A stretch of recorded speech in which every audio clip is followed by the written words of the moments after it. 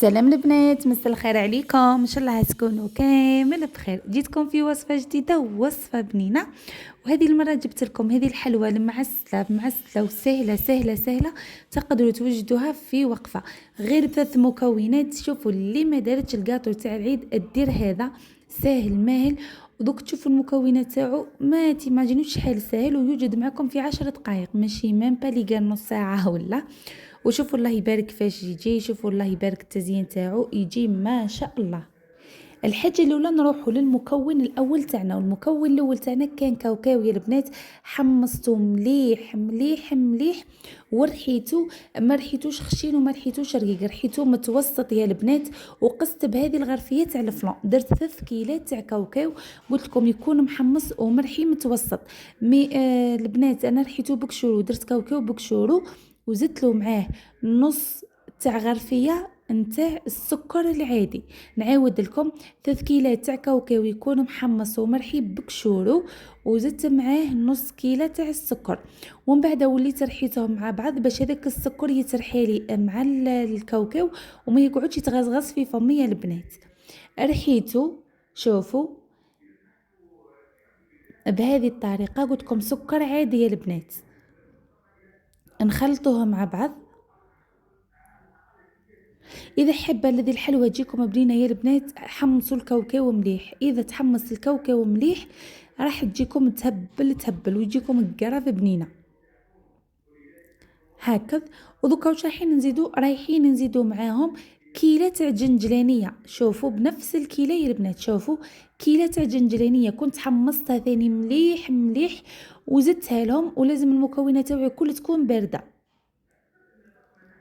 ونخلطو مليح. نعاود لكم يا البنات 3 كيلات نتاع كاوكاو يكون محمص ومرحي متوسط، مع نص كيلة نتاع سكر، وكيلة تاع جنجلانيه، ومغرفه معمره مليح فاني، ونخلطو كلش مع بعض. هذا واش فيه. شوفوا ما كانش اسهل من هذا الكاطو.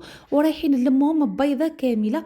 شوفوا البيضه ضربوها مليح مليح، وابداو زيدوا بشويه كيما انا دوك تشوفوا ما داتليش بيضه كامله. شوفوا بقات لي شويه من هذيك البيضه. شوفوا نزيدوا هذيك الزغبه تاع البيض، هي تديركم نص بيضه. انا في هذه الكيله درت لي نص بيضه، نتوما زيدوا بشويه. وشوفوا قادره تديركم بيضه كامله اذا البيضه تاعكم صغيره، وقادره تديركم نص كيما انا البيضه تاعي كبيره. شوفوا دات لي غير شويه برك من البيض هذاك. ومن بعد شوفوا كيفاش نلموهم مليح بيدينا هكذا بصبعنا. شوفوا دوك الحراره تاع يدكم هي اللي تزيد تخلي هذاك الحشو تاعكم يزيد يطرى اكثر. شوفوا لازم نتحصلوا على العجينه يا البنات تكون طريه طريه بصح ماشي هذيك اللي طالقه روحها، ولا من بعد كي ندخلوها للفرن راهي راح تطيح لكم.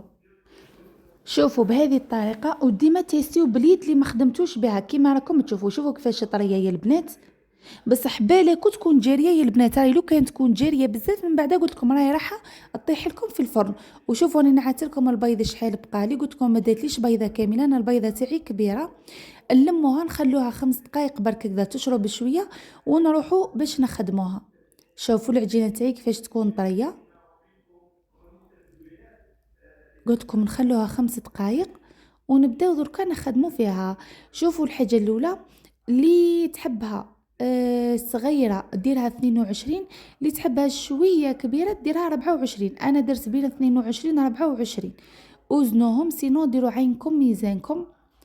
شوفوا العجينه كيفاش طريه وتخدموها بكل سهوله. هاني نوزن فيها قلت لكم بين 22 و 24. كاينه اللي جاتني 22، كاينه اللي جاتني 23، كاينه اللي جاتني 24. انا كعديت راح نديرهم غير للدار. اسما قلت معليش كيما جاو يجيو. المهم نتوما ديروهم بين 22 و 24. وشوفوا العجينه كيفاش راهي تتكور معايا بكل سهوله ولا تتكربع معايا. شوفوا نخدموهم كامل بهذه الطريقه. شوفوا كيفاش ماهيش هذيك اللي جاريه ما تتكورش معاكم ولا هاي طريه. شوفوا صدقوني ما كانش اسهل من هذا الكاطو. بنين بنين بنين بنين. وقولوا لي نتوما واش درتوا كاطو، بديتوا ما بديتوش؟ انا مازالي الكروك ان شاء الله العشوه نديرو. وسخفت على شويه بقلاوه، قلت بالك ندير شويه، يعني حندير ندير وحده صغيره برك، راني نهدر بركه. من العشوة نشوف إذا درت البقلاوة نحطها لكم إن شاء الله في لي ستوري في الانستغرام. وهذا مكان وانتم واش رايحين ديروا. سينو هذيك الكاطو اللي حطيته لكم اللي بديت به معكم كل ما بقى حتى حبه سورتو هذا خلاص في الوقفه.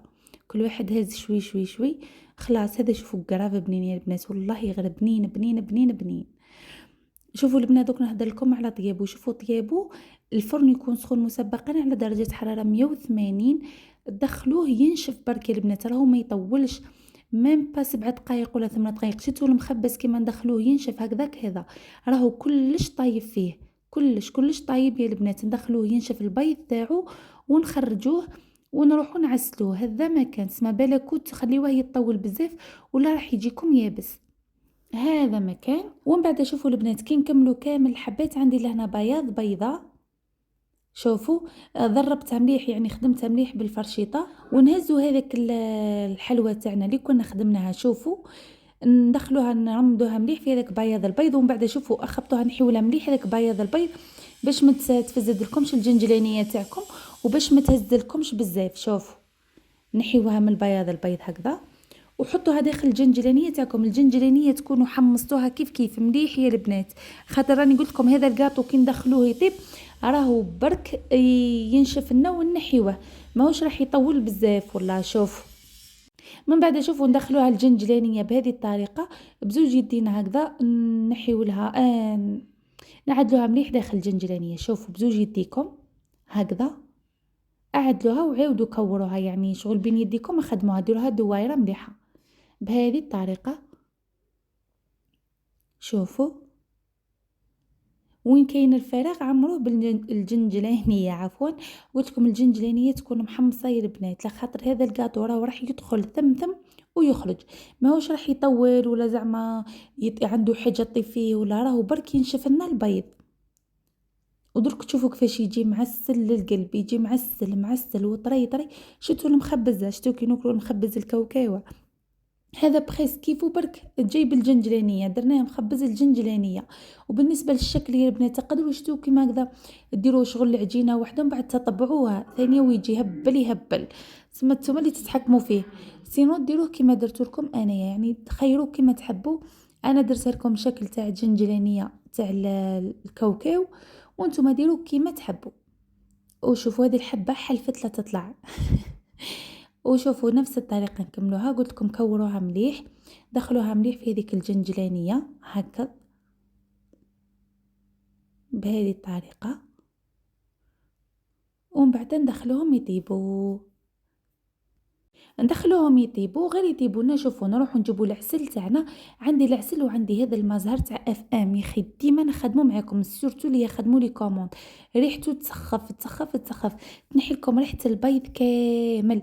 شوفوا كيفاش تجي القرعه تاعو تجي اف ام يا البنات. شوفوا كيفاش يجي اذا لقيتوه اشروه يا البنات. وكاينه القرعه الكبيره والقرعه الصغيره. انا نشري القرعه الكبيره كي عديت نخدم لي كوموند تما نحتاجها نخرج فيها خير. نحتاجو غرفه كبيره من هذاك المزهر تاع اف ام نديروه في الرطل تاع العسل. والعسل تاعنا يكون بارد والحلوى تاعنا تكون سخونه. الحلوى تاعنا مع نخرجوها طول من الفرن نعسلوها والعسل تاعنا شوفوا كيفاش يكون طالق روحو. نزيدو هذيك المغرفه تاع المزهر بهذه الطريقة ونجيبوا الحلوى تاعنا. شوفوا نلوحوها في هذاك العسل نخلوها 5 دقائق تشرب ونعاودوا نخرجوها نخليوها تكتر ونروحوا نزينوها. شوفوا خلوها يا البنات 5 دقائق ولا تشرب برك ومن بعدها نروحوا نعسلوها عفوا نروحوا نزينوها. وشوفوا كيفاش راهي طايبه على حبه على كارها كما نقولوا احنا هكذا. شوفوا كيف عسلوها بالمغرفه قلت لكم خليوها 5 دقائق.